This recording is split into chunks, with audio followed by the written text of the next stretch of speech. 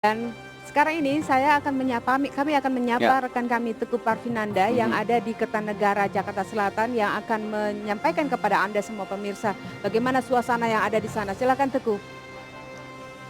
Iya, Denta, saya sekarang ada di Kertanegara dan memang betul seperti yang Anda katakan tadi, mengklaim sudah masuk ke tahap yang cukup genting karena kedua kubu juga sudah menyatakan unggul menurut versi masing-masing. Dan terakhir kita tadi sudah mendengar pernyataan dari Joko Widodo bahwa kubu mereka sudah memenangkan pemilihan presiden kali ini. Tapi beberapa saat lalu dari Kertanegara, Mahfud MD, Ketua Tim Pemenangan Prabowo Hatta sudah menyatakan bahwa belum ada kata menyerah dari kubu Prabowo Hatta.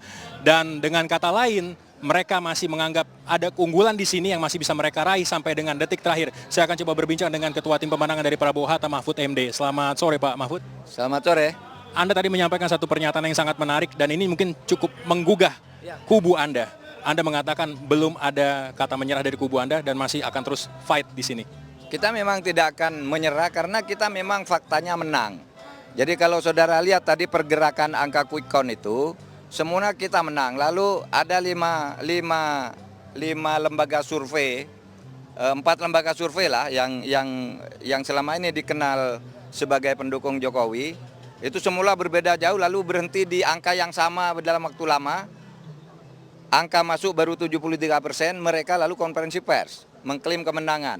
Nah kita menunggu agar angka yang masuk itu lebih banyak. Kita sudah 90%, baru kita nyatakan kemenangan itu. Dan kita punya data lengkap dari provinsi ke provinsi, kemudian TPS ke TPS, kita punya. Sudah ada laporannya angka per angka, sehingga kita meyakini dari 4 lembaga survei kami menang gitu.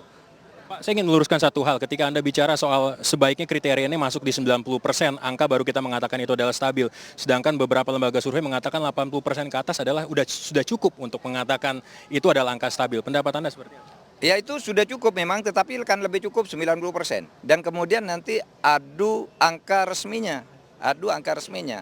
Kalau main klaim begitu tuh kan memang untuk mempengaruhi massa, untuk mengatakan saya menang. Lalu rakyat ditipu dengan opini-opini, wah ini sudah menang. Padahal belum. Kita bisa juga nyatakan menang dan nyatanya menang. Nanti kita adu data, mari. Adu data. Misalnya di Jawa Barat kita menangnya lebih telak dari yang diumumkan pada saat 73% itu diumumkan oleh mereka. Nah, yang data terakhir di angka kami kita menang lebih jauh, lebih besar. Di Riau dan di beberapa tempat, di Sumatera Utara, Sumatera Barat semuanya. Nah kami punya angka yang itu nanti bisa dibuktikan dengan C1, di mana setiap TPS itu ada angka kemenangannya. Dari beberapa informasi yang kami dapatkan, di beberapa lembaga survei juga hitung cepatnya sudah menginjak angka 90%, Pak. Bagaimana nih? Iya, tidak masalah, nanti kita adu. Tapi kalau tadi yang diumumkan itu kan baru 73% tertulis di televisi itu, 70% lalu sudah persiapan konferensi pers kemenangan kan gitu. Lalu kami kaget, kok 73% sudah gini, kita tidak mengantisipasi. Sebenarnya kalau mau begitu kami bisa buat pada saat 65% kami umumkan, kami menang gitu. Untuk mempengaruhi masyarakat kan.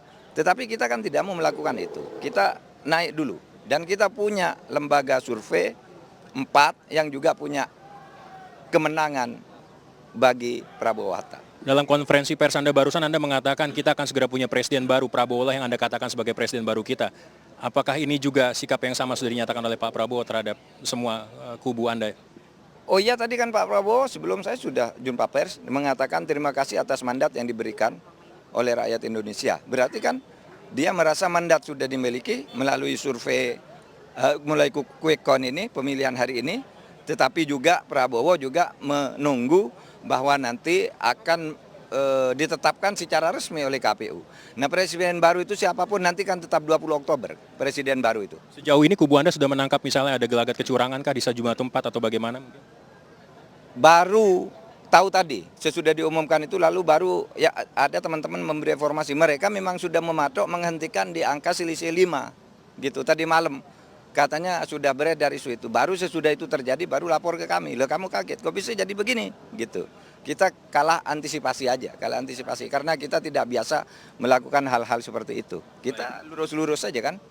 Terima kasih Pak Mahfud, terima kasih untuk kesediaan waktu Anda. Dan itu saudara perbincangan kami dengan Mahfud MD, Ketua Tim Pemenangan Prabowo Hatta. Kompas Hitung Cepat masih akan segera kembali sesaat lagi.